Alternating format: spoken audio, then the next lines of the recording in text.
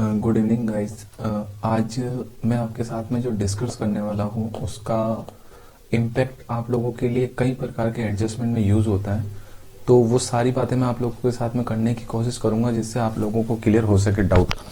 ठीक है, तो आज मैं आप लोगों को ये बताने वाला हूँ कि जब हम लोग फाइनल अकाउंट बनाते हैं तो फाइनल अकाउंट बनाते समय हमारे पास में सबसे बड़ी प्रॉब्लम होती है कि सर कुछ एडजस्टमेंट ऐसे होते हैं जो हमें समझ में नहीं आते, जिसको हम बोलते हैं अंतिम खाते।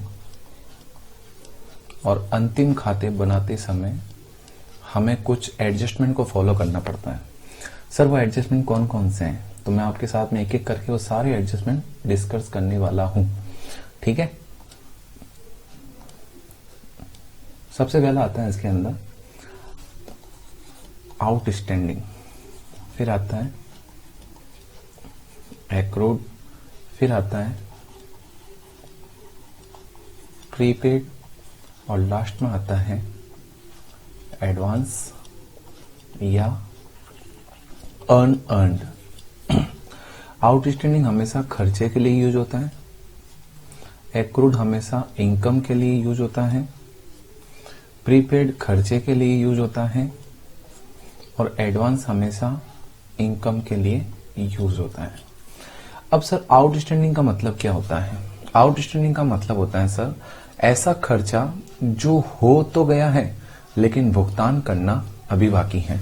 ऐसा खर्चा जो हो तो गया है लेकिन उसका भुगतान करना अभी बाकी है, तो उसको बोलते हैं आउटस्टैंडिंग एक्सपेंडिचर। चूंकि नाम से पता चल रहा है कि आउटस्टैंडिंग एक्सपेंडिचर ऐसा खर्चा जो हो तो गया है लेकिन उसका भुगतान करना बाकी है, तो वो आपकी क्या होती है? लायबिलिटी। और हमेशा याद रखना लायबिलिटी दो तरह की हो सकती है। ओपनिंग लायबिलिटी जो है वो आपके लायबिलिटी के दो बैलेंस हो सकते हैं, एक तो ओपनिंग बैलेंस और एक क्लोजिंग बैलेंस। तो आउटस्टैंडिंग का मतलब क्या हो गया? ऐसा खर्चा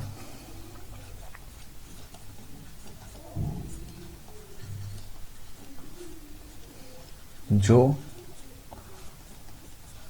हो तो गया है लेकिन भुगतान करना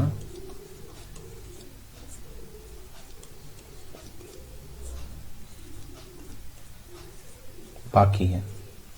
ठीक है, ऐसा खर्चा जो हो तो गया किंतु उसका भुगतान करना भी बाकी है।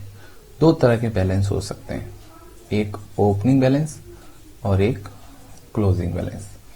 उसी तरह अभी एडजस्टमेंट मैं बाद में बताऊंगा क्योंकि मुझे थोड़ा नीचे लेना पड़ेगा, इसलिए मैंने एक साथ ही पहले लिख देता हूं, उसके बाद बताऊंगा। एक्रूड के अंदर यहां पर ये जो खर्चा पड़ा रहा है, इस खर्चे को यहां पर किसने रिप्लेस कर दिया है? आय। तो मैं यहां पे क्या बोलूंगा? ऐसी आय, मैं थोड़ा साइज कम कर देता हूं ताकि मैं थोड़ा अच्छे से लिख पाऊं। ऐसी आय जो कमा तो ली है लेकिन प्राप्त होना बाकी है। ऐसी आय जो मैंने कमा तो ली लेकिन प्राप्त होना बाकी है। प्रीपेड में क्या बोलेगा?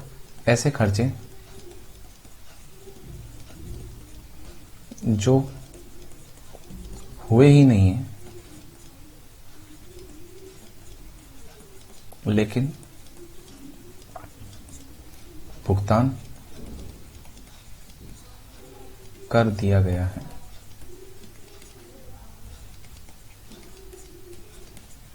उसी तरह एडवांस इनकम ऐसी आय जो कमाई ही नहीं है, कमाई ही नहीं है लेकिन प्राप्त हो गई है। ओके, अब सर एक बात बताओ, ये चार एडजस्टमेंट मैंने आपके साथ में डिस्कस किया। आउटस्टैंडिंग का मतलब ऐसा खर्चा जो हो गया है लेकिन भुगतान नहीं किया गया है।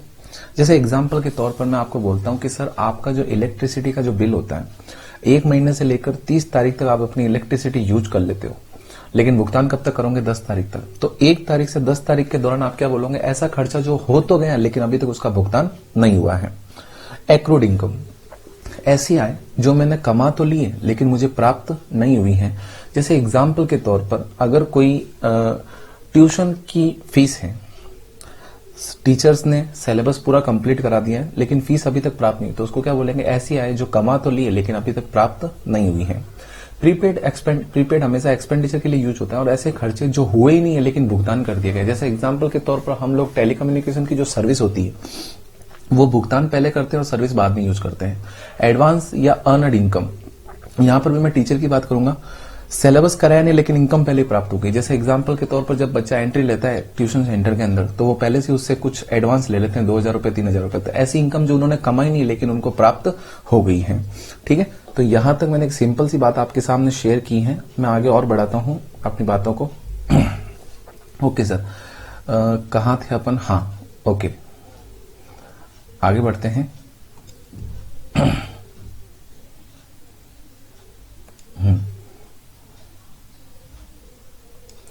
अब मुझे एक बात बताना यार, जो ओपनिंग बैलेंस है, चूंकि खर्चा है, चुकाया नहीं है, तो ओपनिंग बैलेंस शीट में जाएगा, और ये क्लोजिंग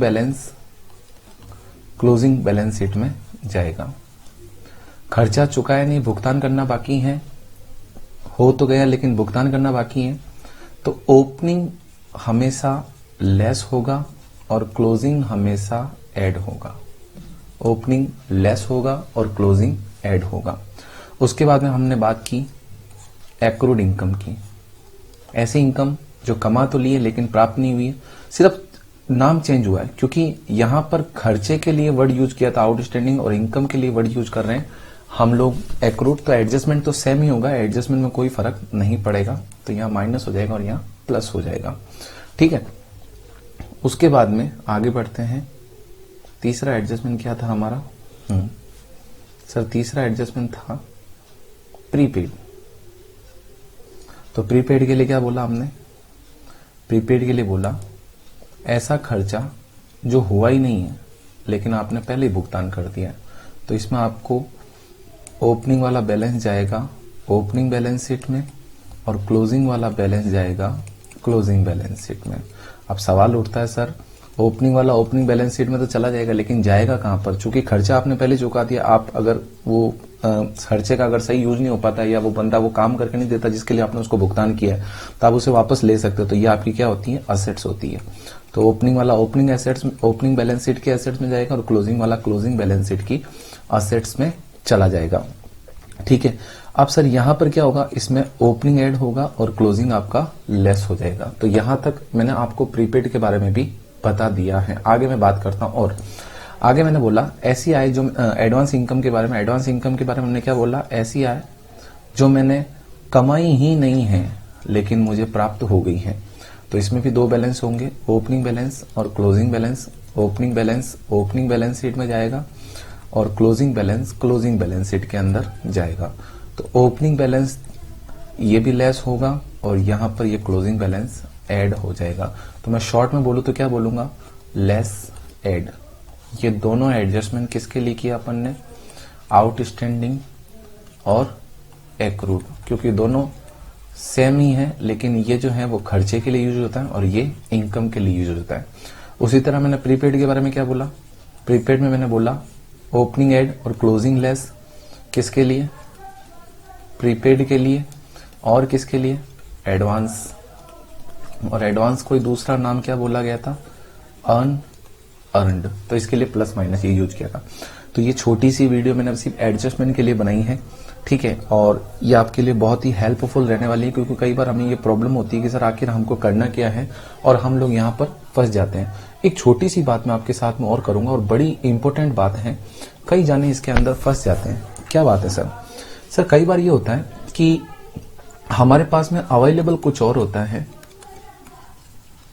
परसेंटेज किसी और पर अवेलेबल होते हैं, परसेंटेज ऑफ प्रॉफिट। तो सर इस मामले के अंदर हम लोग जो है वो कैलकुलेशन कैसे करें? ठीक है, जैसे एग्जांपल के तौर पर मेरे पास अवेलेबल है कॉस्ट और परसेंटेज भी किस पर दे रखे हैं? 10% ऑन कॉस्ट।